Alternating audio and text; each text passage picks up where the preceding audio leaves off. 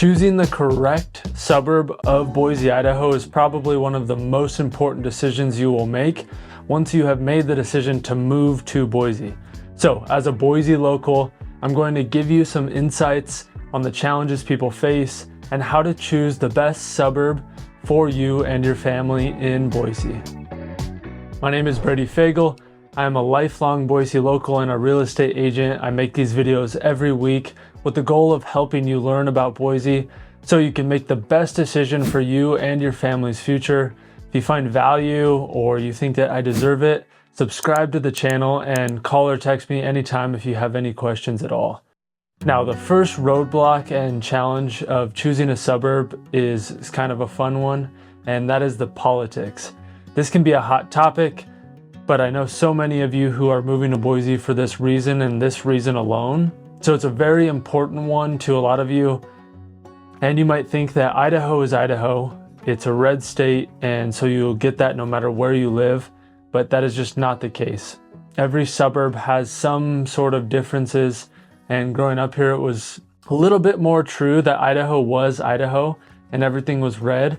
But as I've grown up and watched the changes occur in the valley, I've seen the differences that have happened, and it almost is impossible to pick those differences up in just a weekend visit or even with research, because you can research that most people moving here are conservative, and although that is true, like many of you who are moving here for that reason, there's other parts of the country people are moving that's not the case.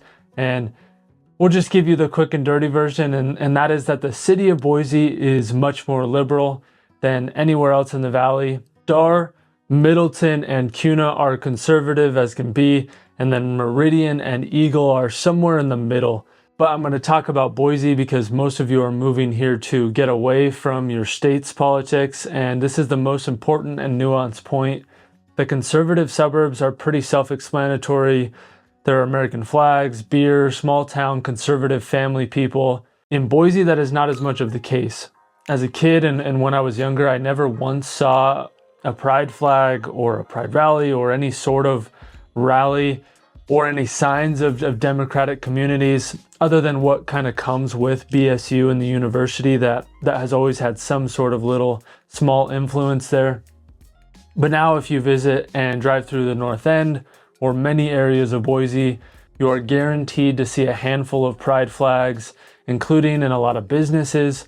Whereas if you drive through Star, there's American flags in front of every single home.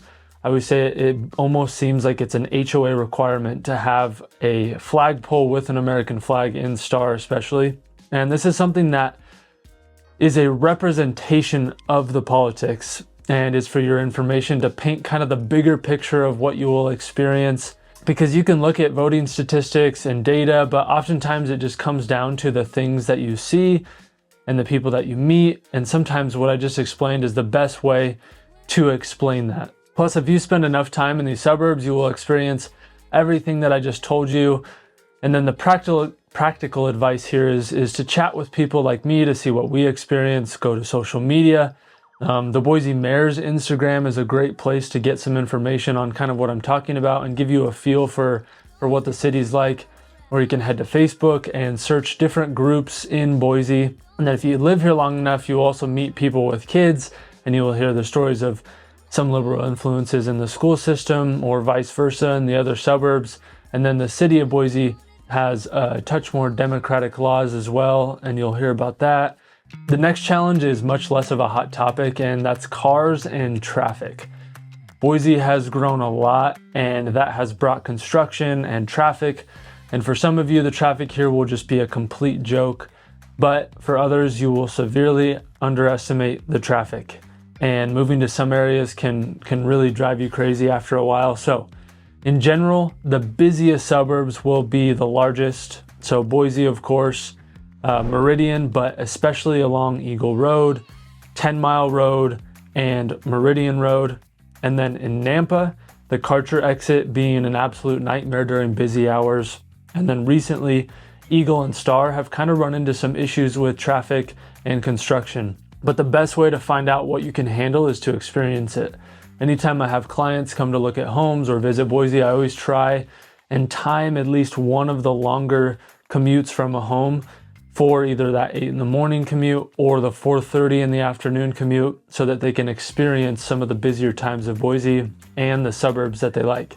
If you don't like me and you decide to just visit on your own or you use another realtor, make sure you drive around at least one of the suburbs you're thinking of moving to during those 2 times.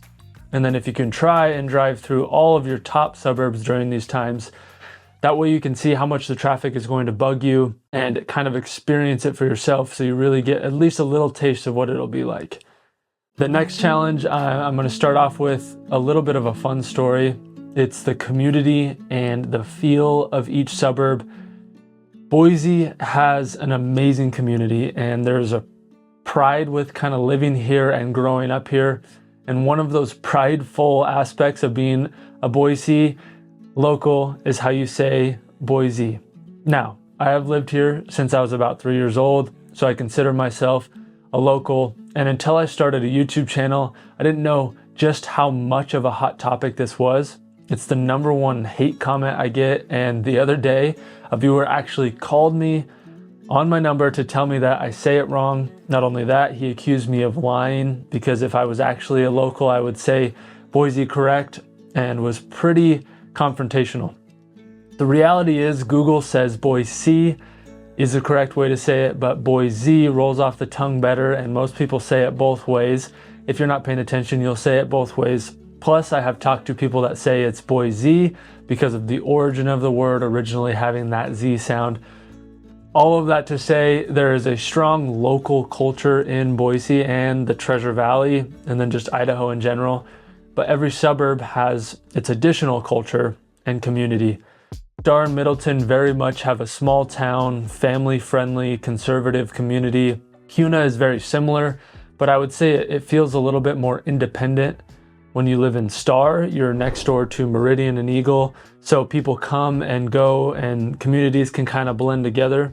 In Kuna, you're out on your own down south, and there's a slightly more kind of unique small town country community. And then in Boise, you have a lot more community centered around the outdoors and being active. And there is also a more urban centered style of living, people who ride their bikes everywhere or walk, that meet at breweries and live in condos. The nice thing is if you want the outdoorsy and activity communities, you can always drive into Boise to be a part of those. You just need to be okay with the driving. Facebook is another place to find out more about the actual communities and cultures that might meet up.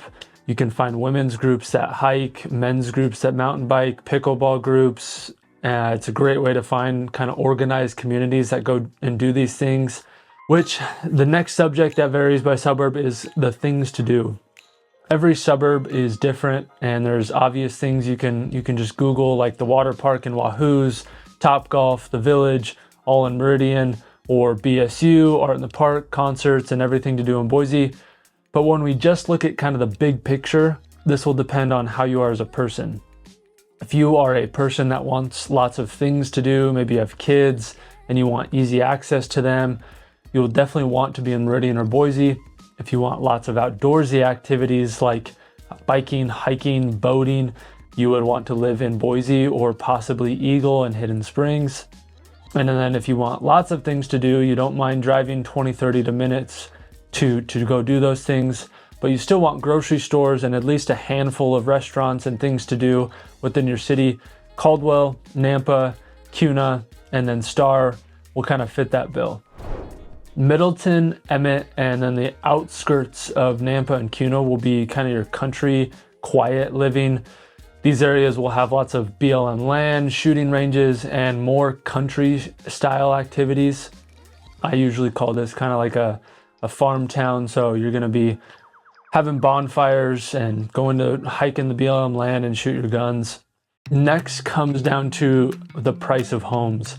Your most expensive areas are going to be Meridian at around $550,000, median home value, Eagle with a median home value of around $800,000, and then Boise is more expensive unless you live in some of the less desirable areas like West Boise or the Boise Bench, when in those areas it comes down to around $450,000. The challenging part with home prices is it is hard to see the value in paying more in one area over the other. As an example, a $600,000 home in Meridian and a $600,000 home in Nampa may look very similar. They may have similar bedrooms and square footage, but the problem is you are not inside that home viewing it to see the difference. And in this scenario, the odds are the Nampa home, which is in a cheaper area, is probably a lot nicer than the Meridian home on the inside. It probably has nicer finishes. It's a lot newer. There isn't as many problems. And so until you visit and view these homes, it can be hard to see the value in these communities, because one of the number one things I hear from people when looking at homes is, this is nothing like the photos. I hear that all the time, and that's why sometimes I will add a home that is kind of borderline, or I have a good feeling about it. And so I add it on the list of places to view because it is so much different in person. And the same is true for the areas. Until you live here and step foot in the suburbs and view those homes and drive around that area, it's very hard to feel the difference between an area in Nampa versus Boise, or Kuna versus Star. And the longer you live here, or the more you're able to visit, the better you can pick those things up. This is why visiting Boise and potential homes is so important. And at the end of the day, Boise housing prices are going to be a little bit higher, and every suburb is going to be different. It will just come down to finding the little pockets of good deals, which I come across regularly. Right now, there are 2 homes where you will save almost $100,000 and have that built in as equity in your home. And so finding those little pockets can be awesome in those suburbs that are a little more expensive. You can actually save a ton of money and still get the suburb you want. Pricing, it's ultimately going to come down to budget and your personal needs and wants. This is something that sitting down and learning more about you and your budget is the most helpful. There are too many individual variables, which is also true for the next challenge that a lot of people face, and that is finding a school for the kiddos. If you don't have kids, feel free to skip ahead about 45 seconds. But finding a good school here can be tough. Idaho is known for having a below average education system. You can research the statistics and you will find that Ada School District is worse than the Boise School District, and that Kuna, Nampa, and Caldwell all fall behind a little bit academically as well. But sometimes the most important things are the hardest to just figure out through research. How are the teachers? What is the culture in each school like? What are my options? Is it worth finding a charter school or private school? And the last question that I just asked is the easiest to answer, and that is yes. Charter schools and private schools here are above and beyond the public schools. We have a lot of options in Boise, thankfully, and many of them rank higher than the national average. Boise also has an insane support system for homeschooling, so you have plenty of alternatives to public school. And then the rest of the questions are a little bit more challenging to figure out. And the best thing you can do is call the schools, try and see if they will answer your questions, ask about the culture, what are the parents and the students are like, how it is structured, and where they rank academically. But the best way is you can find parents that have children in those schools and see if they are willing to chat with you. This way you get honest opinions and more kind of personal insights. My wife is a teacher and I have plenty of friends and family members here, so I'm happy to help with that as well. The next challenge is a little interesting. It is the difference between watching these videos and what Boise is actually like in person. I'm going to do my best to describe some of these major differences I see people run into. The first that pops into my mind is probably how clean Boise is. I hear this from almost everyone. You will feel like you are in a nice place. There isn't trash or rundown areas in almost every area of Boise, and it can be hard to see that through videos. The next one is how friendly the people are. I talk about it, but until you get here, it's hard to understand. A good example is when I'm showing homes to clients, there's neighbors at almost every house that stop and wave and start a conversation. The people here might just be kind of nosy, but they are truly friendly. They want to welcome you and learn about you and your family. No, the hardest to portray through video is the feel of each suburb. Boise is beginning to feel more and more like an urban big city. There's skyrises that are popping up and it's getting more and more busy. There's more liberal leaning activities and it feels like a true city life. Meridian, which is the most popular suburb, is a mix of everything. There's a lot to do. There are areas that can feel like you're in a smaller town. It's super clean, but you still have areas that are busy and can have a lot of people. But it has the most stereotypical suburban feel with the white picket fences and the nice, put together neighborhoods. Eagle is what I call the kind of the Beverly Hills of Boise. It is known as the nice part of the valley. You might see more nice cars here. You might see G-Wagons and Ferraris and Lamborghinis. There are neighborhoods with homes for $1, $2, $3, $7 million and up. But it is beautiful, and you get the outdoor access to the foothills with the Boise River while still being close to Meridian and some of the bigger areas of the valley. And getting a feel for the suburbs and choosing the correct one is probably the most important decision when moving to Boise. It can determine whether you are happy with your move to Idaho or not. So watch this video here where I go through every single suburb and rank them from A to F while giving you pros and cons of each, so you can get a better understanding for each suburb itself and how they might feel and what they might vibe with you. So I thank you guys for watching, and I appreciate the support.